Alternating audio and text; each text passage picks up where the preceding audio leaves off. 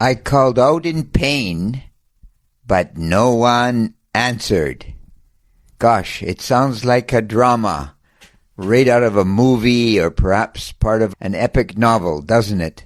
But in reality, it's my life sometimes. I think all of us have been there.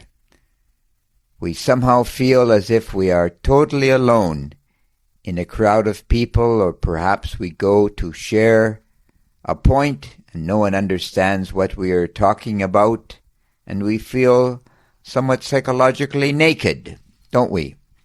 So I think at this point it is very important that we draw a distinction between loneliness and solitude. I'm of the belief that ultimately in the world I am alone. And of course I want friends, and I want family, and I want intimate partnerships and relationships. Of course. But they are all external to me, with the exception of my relationship with God, Gaia, the universe. This is a being that I can converse with, because they understand my innermost thoughts. But if I attempt to parlay those into something larger at times with friends or confidants, I can be misunderstood. So then we come to the ultimate question. Who must I be friends with first? Who? And the answer is, of course, myself.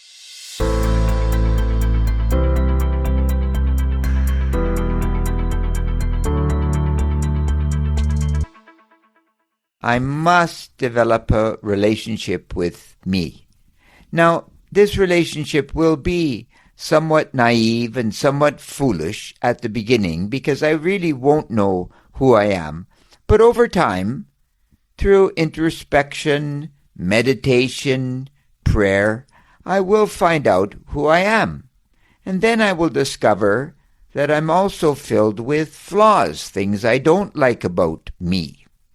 Perhaps these are spiritual things or intellectual things, perhaps education. I don't have enough education, or I don't like my body type. I want to strengthen it. Whatever it is, I will realize that I have the great challenge in my sphere of consciousness of raising and enhancing the beautiful me.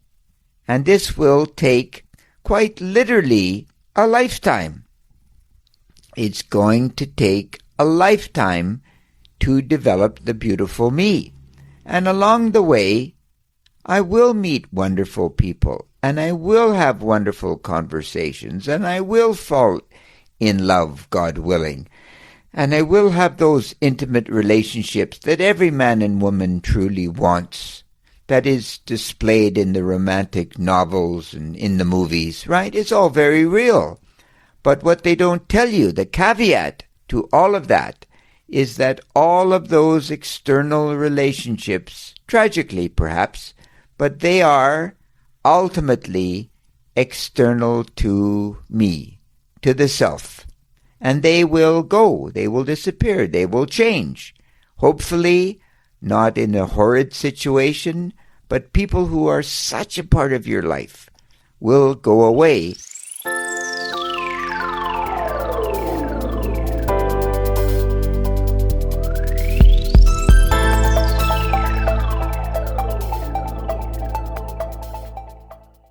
The person I always allude to in my books, in my stories, is my grandfather. My grandfather was there until I was 15 years old. And then he was gone. And at the time, I really didn't quite understand how valuable he was to me. And he also had a very good friend, Dick, that was close to my grandfather and probably similar to my grandfather. So after my grandfather passed away, he tried to write to me. He wrote to me these long, long letters. He lived in Montreal, I believe, and I lived in this little village on the west coast of Vancouver Island. And he tried to write to me, but, I just never wrote back And then after a number of years of writing, he wrote these long, wonderful letters. I never responded.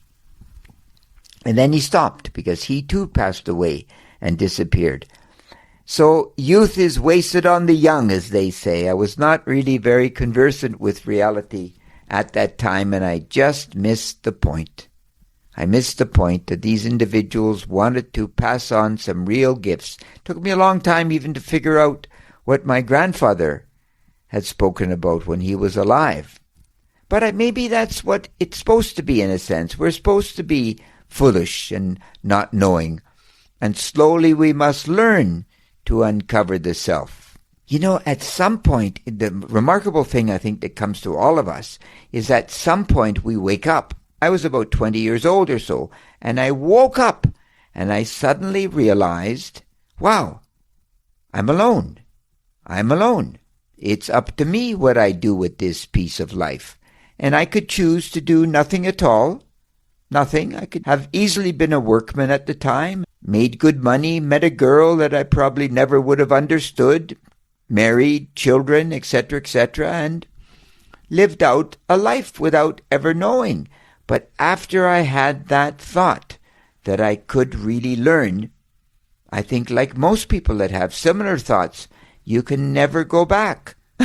The problem with life is that the minute you open the door to the self, you can't close it.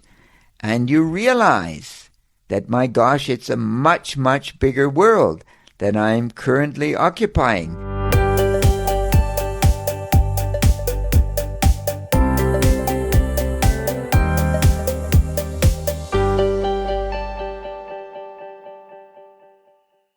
You know, I think I was younger. I was about 15, and in this little village I lived in, there was a bookstore opened, owned by a local teacher by the name of Dick Latimer. And in his bookstore, he directed me towards Kafka. Who's Kafka? And I read The Metamorphosis. You know, the story of Gregor waking up in the morning and being a cockroach, or a bug anyhow. And I felt just like that at that time. I felt like a bug, abandoned. Nobody loved me. I was the ugliest boy in my class. No girlfriend, etc. Poor Leon, etc. And it just went on. Then I realized eventually, wait a moment. The only person who can truly teach me is me. So stop bemoaning the fact that you don't know anything and get on with it. Get on with it. And I eventually did. Because it is very, very easy, as we've often said, it's very, very easy to be unhappy, hard to be happy, because that requires a lot of work. So think to yourself, in those moments of solitude, or those hours of solitude, or those days of solitude, they are really a portal to the self, to me.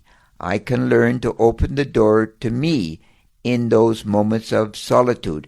This is not loneliness. And all of us experience loneliness at the pit of our stomachs. It burns and it hurts. I wish I were with someone, right? You feel loss. But once again, we have to learn to deal with that as frail human beings. If we want to learn to grow, we've got to be like the old Stoics in that sense. We've got to learn to be strong. Have to learn to be strong.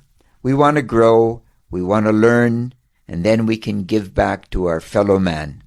And you know what they say?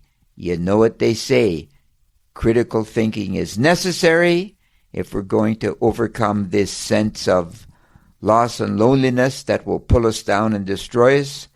And critical thinking is great. It's great to help us grow. You take care. God bless. Bye-bye.